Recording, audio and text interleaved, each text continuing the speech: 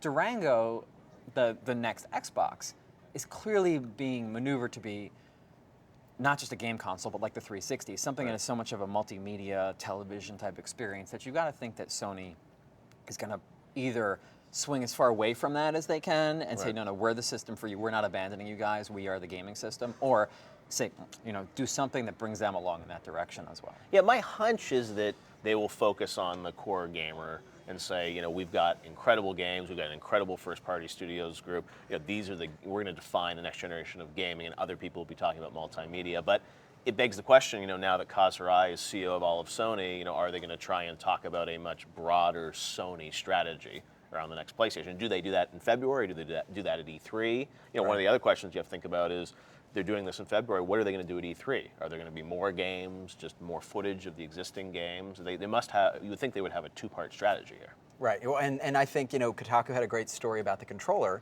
I think that could be a big part of what they talk about. If they do have a controller that sort of marries some of the elements of what you find in the PS Vita that people like with the current generation controller, I think that could be a really big talking point. But they may pull some stuff back, like something like the controller. Maybe they won't talk about the controller, and they won't talk about that till E3. I mean, we could just see footage of games. I mean, I don't know if we're going to see full-blown demos. So there may be pieces of the story that they're not going to be ready to talk about this week. One of the strategic advantages I think they have by doing this event. Now we don't know in the hour before the event begins if it hasn't happened already and I just haven't heard about it.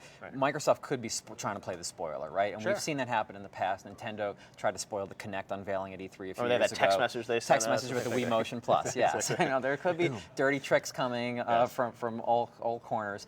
And maybe actually we'll know more about Durango going into this event than we expect to know officially, at least.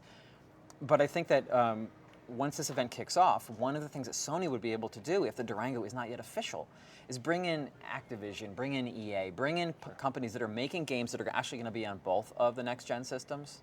They'll only be able to acknowledge that they're making for the PlayStation. So they become de facto exclusives. That next Need for Speed, that next Call of Duty, the high-res version. Battlefield only on PlayStation. Yeah. Right.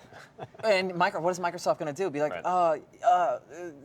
there might be another platform. It might be on this. They're not going to be able to say that. I think it's a great point, but how much do you think this event really matters in terms of the direction of the console war and sort of how these systems sell? I mean, it's a PR event. It's we're all going to get tons of buzz and hits off it and excitement. But I mean, does this really mean anything? I mean, I think that frankly, the timing is tied very much to the fact that they have Destination PlayStation for retail, right? Yeah. For retailers, and I'm guessing, but they're going to have all the retailers in this room. They're going to want to talk about the next thing. They probably suspect that some of those people may then go out and talk to other people that they shouldn't be talking about. Right. So they have to go ahead and lay the groundwork and get the messaging out themselves before the retailers all come in so they can then tell them everything. So I think that's a big part of it. No. But do you think, is this, whether this goes well or doesn't go well, I mean, how much do you think it's going to mean come, the holidays when everyone expects these new boxes to come out? Not much, but I mean, these events, they excite a certain group of people, the kind of people who watch quality shows like this and pay attention to live streams blogs like that. Kotaku and quality sites like Polygon. Polygon's not even a blog, it's an experience. It's an experience. It's a Polygon experience. Lifestyle. It's a lifestyle. These events are important for the people who want to be ahead of the curve and who are going to be the early adopters. Those early adopters are potentially facing a very unusual decision. There's never been a holiday season before where people have actually gotten to choose between a PlayStation and an Xbox, brand new versions of each. Right, yeah. Every other generation, one has come out one year, another's come out another year. Now we saw people got to choose between Wii and PS3. Right. And a lot more people chose the Wii early on than they did the PS3. But we have two potentially very similar pieces of hardware coming out. And so anything they can do to distinguish themselves, even by being the first one that's official, the first one that can be shown running a Need for Speed demo or something like that, or the first one that has a real name. Yep. Anything they can do, because it's going to be a dogfight between them and Microsoft for quite some time. I mean, I think the interesting thing is what could happen is that they get so focused on each other they forget about the masses of other things like the Steam box and the Ouya that is Apple. like getting ready to kick in their door and take all their customers. Yeah. I mean, it isn't going to be a two-generation holiday. I mean, two-console holiday. It's going to be a that's a great point because they're console. sort of they're fighting this battle, but they're not winning the war because there's other stuff happening, and third parties are going to show up on their stage. But to your point, it's like Ubisoft, if they're at Sony, they'll probably show up on stage with Xbox a few weeks or months later. in the grand scheme of things, we all sort of know these games are going to be coming out for different systems, and maybe I guess people will be pre-ordering the new PlayStation later this week. But and that'd be interesting. Maybe they'll even start to try and get people to like line up at retail, and that ties in what you said about DPS, to get people to sign up now and sort of pledge your allegiance, like I want this system, before the next one even gets announced. So we'll have to see what they have in store for us on Wednesday, but we'll all be there and excited to see. I feel like we are going to see some games though, right? Because that's one thing a lot of people ask me online is like, do you think it's just going to be tech demos? And I think like now, especially given the architecture of these machines, and the fact that we're seeing them a lot closer to launch than in the past, because I think sometimes, when we saw PlayStation 3 and Xbox for the first time, it was over a year until they were going to launch, and they were on, very early dev kits. I feel like now, hopefully the architecture and the time frame means that we'll see some real games. I'm going to give you a ridiculous fantasy. Yeah. It's a ridiculous one that is safe for bonus round. Should I leave? This one is safe for bonus round. Ship this week? No, they're not doing a Sega Saturn. But, and this is not going to happen. Yeah. But this would just be cool if it did.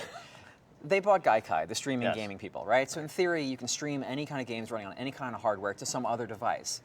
Wouldn't it be cool? Again, stream PS4 to Kotaku? Stream PS4 to PS3 on February 20th or February 21st. Somebody's made a demo on PS4, say to PS3 owners, download the Gaikai app, and with your PS3 controller, through your PS3, play an early demo of a PS4 game. That'd be awesome. It's not going to happen, but wouldn't that be cool? No, I think that idea, though, I think, as you said, like letting people experience it, and as we've seen, even I think with some of their promotion for this, is like going direct to consumer. Yeah. To sort of give them an experience. And I think that part of what they're doing this week, I think, is to build that relationship with the consumer, get them to sign up. You even see that now. Enter your email address to be the first to know and things like that. I was talking to Ouya, some of the Ouya people earlier this month, and are they worried? No, well, I don't think they see themselves as direct competition. It's a sort of different market. Yeah. But the thing that's interesting is the way they're bringing their console to market is a lot like the way a game is brought to market, in that you see snippets of it, you see the console equivalent of like screenshots and videos. And what I was asking them, and they aren't sure, but wouldn't it be interesting if the next PlayStation, not this one, but the next one, or the next Xbox, actually gave us like full insight into the development process instead of them holding everything back? Because like that's where we are now with Kickstarter. Right. People they feel like if they want to be engaged, the only way you can engage them is by giving them choice. And that's I think it's a great point to just even, let people know what's happening. I mean, it's such a badly kept secret about what's going on. And even, here at DICE, and people like, speaking code about what they're doing, and it's like, I might see you in New York, and it's like, we have a sense of what's happening, and we will see it all happen live right here on Game Trailers on Wednesday. We'll be with Steven and Brian in New York City, and you can watch the stream right here on GT. And of course, the bonus round continues, and we'll be back next Sunday with an all-new episode.